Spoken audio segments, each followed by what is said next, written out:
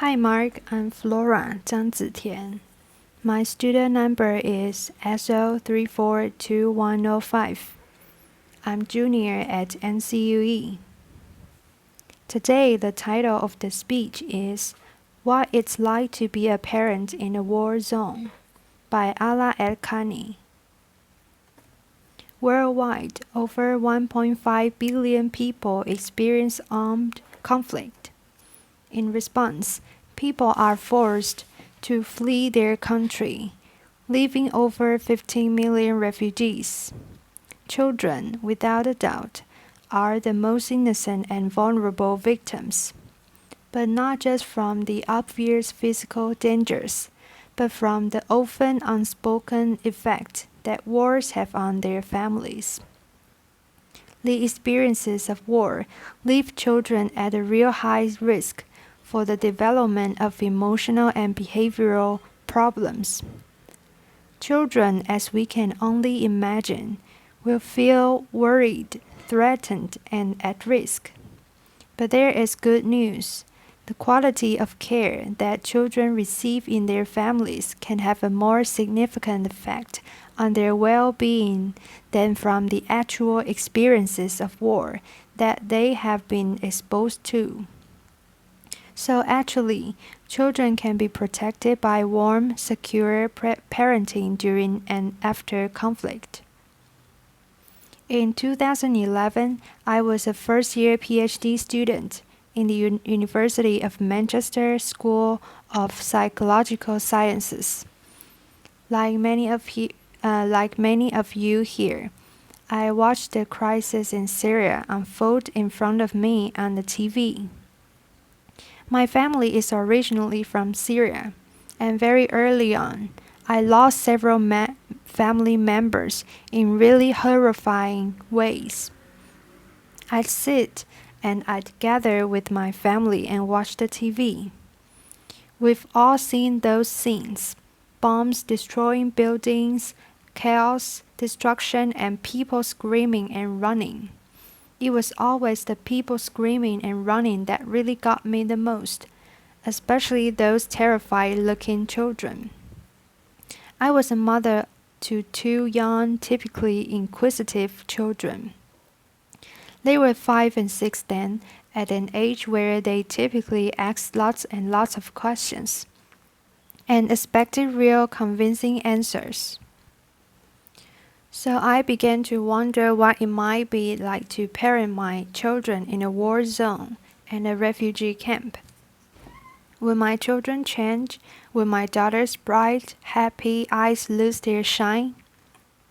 Will my son's really relaxed and carefree nature become fearful and withdrawn? How will I cope? Will I change? As psychologists and parent trainers, we know that arming parents with skills in caring for their children can have a huge effect on their well-being, and we call this parent training.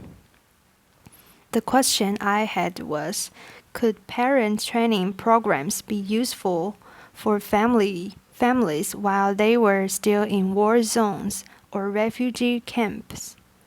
Could we reach them with advice or training that would help them through these struggles?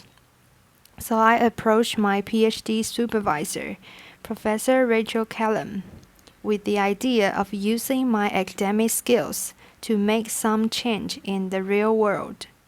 I wasn't quite sure what exactly I wanted to do. She listened carefully and patiently, and then to my joy, she said, "If that's what you want to do, and it means so much to you, then let's do it. Let's find ways to see if parent programs can be useful for families in this context." So for the past 5 years, myself and my colleagues, Professor Callum and Dr. Kim Cartwright, have been working on ways to support families that have experienced war and displacement. Now, to know how to help families that have been through conflict support their children, the first step must obviously be to ask them what they are struggling with, right? I mean, it seems obvious, but it's often those that are the most vulnerable, that we are trying to support, that we actually don't ask. How many times have we just assumed we know exactly the right thing that's going to help someone or something without actually asking them first?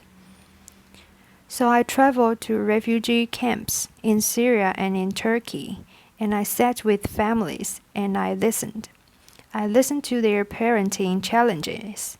I listened to their parenting struggles and I listened to their call for help.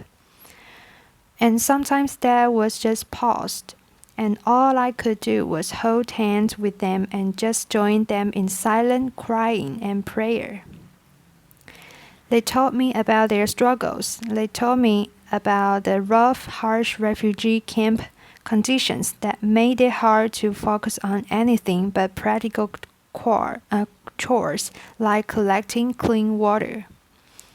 They told me how they watched their children withdraw, the sadness, depression, anger, bedwetting, thumb sucking, fear of loud noises, fear of nightmares, terrifying, terrifying nightmares. These families had been through what we had been watching on the TV. The mothers, almost half of them, were now widows of war, or didn't even know if their husbands were dead or alive. Described how they felt they were coping so badly. They watched their children change, and they had no idea how to help them. They didn't know how to answer their children's questions. What I found incredibly astonishing and so motivational was that these families were so motivated to support their children. Despite all these challenges they faced, they were trying to help their children. They were making attempts at seeking support from NGO workers, from refugee camp teachers, professional medics, other parents. One mother I met had only been in a camp for 4 days and had already made 2 attempts at seeking support for her 8-year-old daughter who was having terrifying nightmares. But sadly, these attempts are almost always useless. Refugee camp doctors, when available, are almost always too busy or don't have the knowledge of or the time for basic parenting support. Refugee camp teachers and other parents are just like them. Part of the new refugee community who's struggling with new needs. So then we began to think, how could we help these families? The families were struggling with things much bigger than they could cope with. The Syrian crisis made it clear how incredibly impossible it would be to reach families on an individual level. How else could we help them? How would we reach families at a population level and low cost in these terrifying times? After hours of speaking to NGO workers, one suggested a fantastic innovative idea of distributing parenting information leaflets via bread wrappers that were being delivered to families in a conflict zone in Syria by humanitarian workers. So that's what we did. The bread wrappers haven't changed at all in their appearance, except for the addition of 2 pieces of paper. One was a parenting information leaflet that had basic advice and information that normalized to the parent what they might be experiencing and what their child might be experiencing, and information on how they could support themselves and their children, such as information like spending time talking to your child, showing them more affection, being more patient with your child, talking to your children. The other piece of paper was a feedback questionnaire, and of course, there was a pen. So is this simply leaflet distribution, or is this actually a possible means of delivering psychological first aid that provides warm, secure, loving parenting? We managed to distribute 3,000 of these in just 1 week. What was incredible was we had a 60% response rate. 60% of the 3,000 families responded. I don't know how many researchers we have here today, but that kind of response rate is fantastic. To have that in Manchester would be a huge achievement, let alone in a conflict zone in Syria, really highlighting how important these kinds of messages were to families. I remember how excited and eager we were for the return of the questionnaires. The family had left hundreds of messages, most incredibly positive and encouraging. But my favorite has got to be, "Thank you for not forgetting about us and our children." This really illustrates the potential means of the delivery of psychological first aid to families, and the return of feedback too. Just imagine replicating this using other means such as baby milk distribution, or female hygiene kits, or even food basket. But let's bring this closer to home, because the refugee crisis is one that is having an effect on every single one of us. We are bombarded with images daily of statistics and of photos. And that's not surprising, because by last month, over 1 million refugees had reached Europe. 1 million refugees are joining our communities. They are becoming our neighbors. Their children are attending our children's schools. So we've adapted the leaflet to meet the needs of European refugees. And we have them online, open access, in areas with a really high refugee influx. For example, the Swedish healthcare uploaded it onto their website, and within the first 45 minutes, it was downloaded 343 times, really highlighting how important it is for volunteers, practitioners, and other parents to have open access psychological first aid messages. In 2013, I was sitting on the cold, hard floor of a refugee camp tent with mothers sitting around me as I was conducting a focus group. Across from me stood an elderly lady with what seemed to be a 13-year-old girl lying beside her, with her head on the elderly lady's knees. The girl stayed quiet throughout the focus group, not talking at all,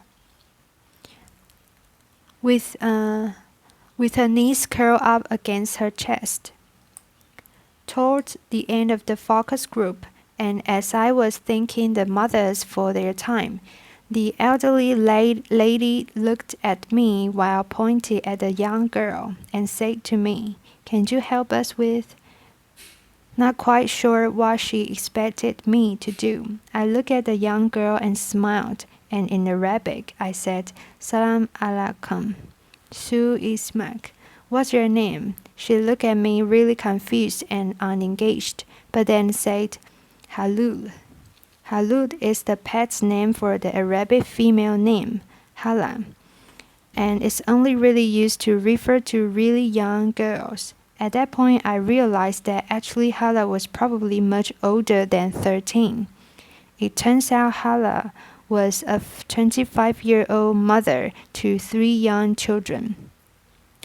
Hala had been a confident, bright, bubbly, loving, caring mother to their children, but the war had changed all of that. She had lived through bombs being dropped in her town. She had lived through explosions when fighter jets were flying around their building, dropping bombs.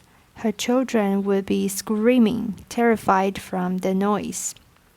Aala would frantically grab pillows and cover her children's ears to block out the noise, all the while screaming herself. When they reached the refugee camp, she knew they were finally in some kind of safety. She completely withdrew to acting like her old childhood self. She completely rejected her family, her children, her husband.